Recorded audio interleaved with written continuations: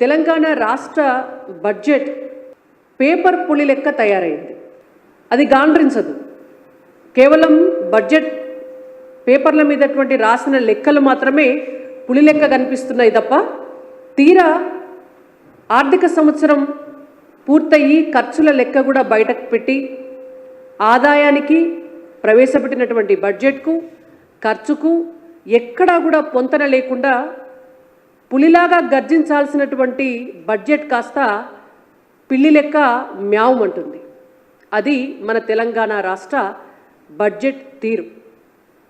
నేను పేపర్ పులి లెక్క ఎందుకు మారింది తెలంగాణ బడ్జెట్ అని ఎందుకు చెప్తున్నా అంటే, మీకు చాలా విషయాలు చాలా లెక్కలు మనం పరిశీలిస్తే అర్థమవుతుంది. ముందుగా 2024-2025 ఆర్థిక సంవత్సరానికి సంబంధించినటువంటి బడ్జెట్ను 2,91,059 కోట్ల రూపాయలతోటి ఆర్థిక శాఖ మంత్రి మల్లు బట్టి విక్రమార్క గారు ప్రవేశపెట్టడం జరిగింది. అయితే ఇందులో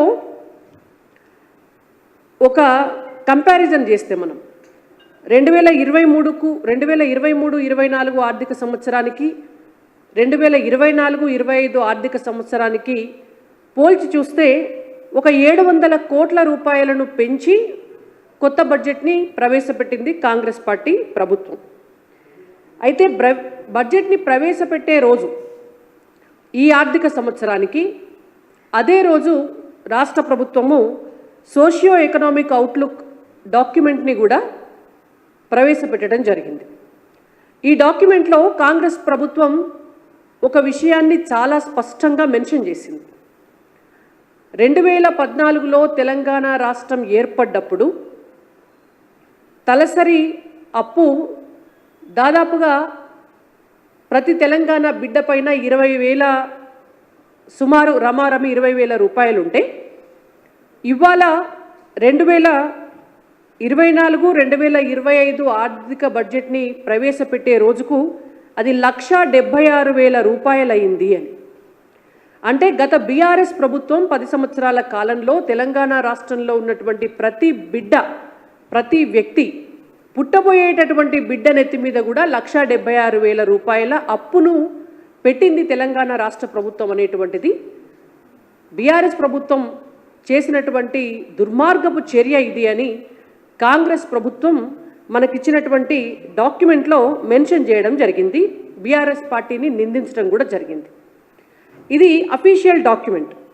అయితే తెలంగాణ రాష్ట్రంలో గత అసెంబ్లీ ఎన్నికలు జరిగినటువంటి సమయంలో అనేక సందర్భాల్లో కూడా కాంగ్రెస్ పార్టీ ఆనాడు రాష్ట్రాన్ని అప్పులపాలు చేసినటువంటి బీఆర్ఎస్ పార్టీ కంటే కాంగ్రెస్ పార్టీ అధికారంలోకి వస్తే భిన్నంగా మేము పరిపాలిస్తాం, మొత్తం అప్పుల పాలైనటువంటి ఆర్థిక వ్యవస్థను గాడిలో పెట్టి ఆదాయ మార్గాలు పెంచుతాం, తెలంగాణ రాష్ట్రాన్ని సుసంపన్నంగా సుభిక్షంగా చేస్తామని చెప్పి లేనిపోని చేతగాని అలవికాని మాటలన్నీ చెప్పి అధికారంలోకి వచ్చి ఇవాళ వాళ్ళు ప్రవేశపెట్టినటువంటి బడ్జెట్ ఎట్లా ఉందంటే మొత్తము ఎక్స్పెక్టేషన్స్ అన్నీ కూడా అంటే అంచనాలన్నీ కూడా ఆకాశంలో ఉంటే కేటాయింపులన్నీ కూడా పాతాళంలో ఉన్నట్టు తీరా ఆ బడ్జెట్ చూస్తే మనకు అర్థమయ్యేటటువంటి పరిస్థితి. వీళ్ళు అప్పుల విషయంలో చేసినటువంటి ఒక కీలకమైనటువంటి అంశం, బీఆర్ఎస్ పార్టీ 2023-2024 ఆర్థిక సంవత్సరంలో వాళ్ళు చూపించినటువంటి అప్పుల విషయంలో అంటే అప్పులు ఎక్కడి నుంచి వస్తాయి ఎట్లా తీసుకుంటామో అనేటువంటి దాంట్లో గత ఆర్థిక సంవత్సరానికి 49,618 కోట్ల రూపాయలు బీఆర్ఎస్ పార్టీ చేసినటువంటి బడ్జెట్లో చూపించినటువంటి బహిరంగ మార్కెట్ రుణాల లెక్క.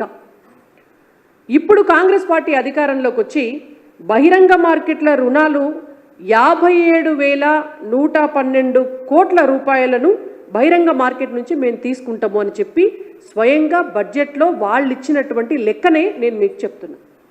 అంటే బహిరంగ మార్కెట్ నుంచి తీసుకుంటున్నటువంటి అప్పులే మీరు 8,000 కోట్ల రూపాయలు పెంచి చూపిస్తున్నారు.